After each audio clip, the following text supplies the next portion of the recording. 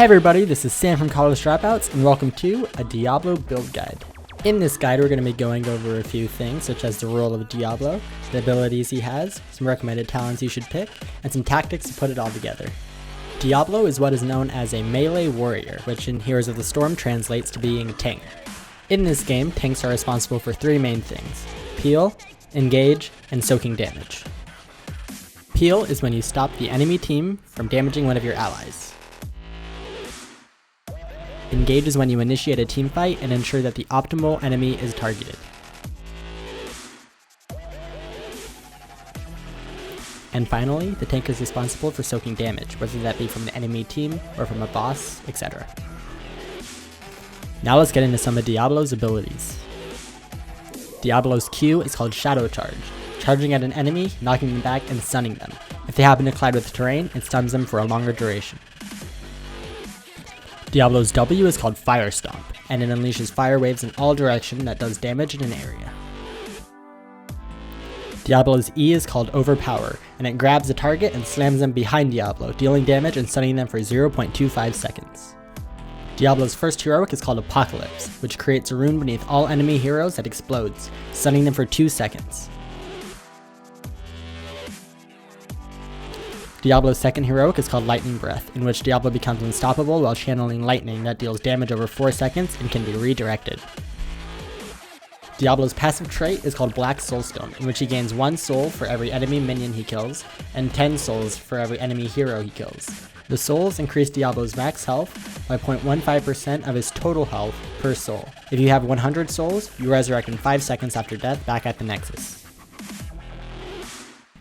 Now that we have a grasp on Diablo's abilities, let's decide what talents we should pick to complement them. The talent you should pick at level 1 is called Soul Feast. It reduces the resurrection cost of Black Soulstone down from 100 souls to 60 souls. This allows you to reduce the amount of time spent farming minions before you could go all in a team fight without worrying about the repercussions. The second talent you should take is called Soul Catcher, which passively generates a soul every 4 seconds. Coupled with Soul Feast, you can greatly reduce the amount of time needed to farm in order to get to your resurrection level. Third, you should get Soul Steal, which increases the health gain bonus from Black Soulstone up to 66%.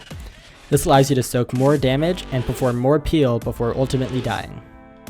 For your heroic ability, I recommend taking Apocalypse, which after 1.75 seconds, explodes under the enemy's feet, stunning them for 2 seconds and dealing 100 damage.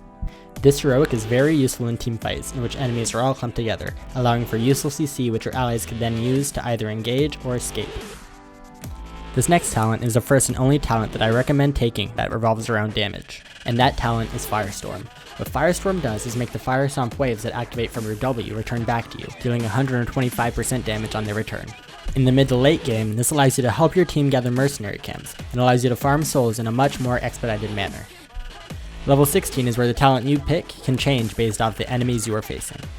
Against a team that relies on heavy melee damage from an assassin character such as an Illidan or a Butcher, I recommend taking Imposing Presence. Imposing Presence reduces the attack speed of an enemy by 50%. On characters such as the Butcher or Illidan, who rely on their basic attack damage for sustain, this greatly reduces their effectiveness in battle as they cannot attack as often. However, if you're not facing a Butcher or an Illidan, I recommend taking Continuous Overpower. Continuous Overpower simply lets you store 2 charges of your Overpower ability. With 2 charges of Overpower, you can greatly increase your team's likelihood of landing a kill, as well as provide that much more slight CC. And finally, for your level 20 ability, I recommend taking Dying Breath. Dying Breath reduces the cooldown on Apocalypse and triggers it for free whenever you die. Late game, when you're constantly getting more than enough souls to revive, this allows you to initiate a team fight with Apocalypse, soak a bunch of damage in order to die, and then get off another Apocalypse. This provides your team with tons of necessary CC and zoning abilities, giving your team an advantage. And with the resurrection from Black Soulstone, it doesn't hurt your team in the long run because you are still with a tank.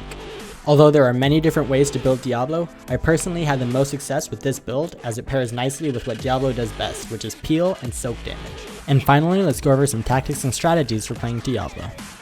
The first tactic is more of a word of caution, and that is know when to use Overpower. Slamming an enemy behind you may seem like the perfect move in most occasions, but I've seen many kills given up because the Diablo thought doing minimal damage and freeing a blocked enemy was better than securing the kill. The next tactic is to have no fear. You can't be afraid to die. Better you than a more important member of your team such as the damage or the support. Plus, odds are, you'll have enough souls to resurrect, and after level 20, Dying Breath can be a big advantage for your team. Pick your fights. As the engage for your team, you have to know when it's smart to go in and when not to go in. You don't want to engage in a fight only to have all your team die and then blame you. Diablo's Apocalypse is a great source of CC and light damage, so don't waste your ult at the start of a team fight unless you know it's going to hit them all. Wait for the opportune moment, such as when a Zeratul Void Person ends, or when Vala's Rain of Vengeance hits them, in order to maximize the stun and effectiveness of your ult. Next, know to engage, then peel. When you start the fight, be aware of who you attack first, because more than likely, that's who your team will follow up with. It's more often wise to engage healer or enemy ADC first, then to start peeling for your team. But don't be switching targets too often, or damage will be too spread out among the fight and you will lose. Thank you all for watching. Let me know what you thought of my build guide and what you think I should have done differently. If you want me to do another hero, let me know down in the comments. Like if you enjoyed, and subscribe to stay in the loop. See you guys.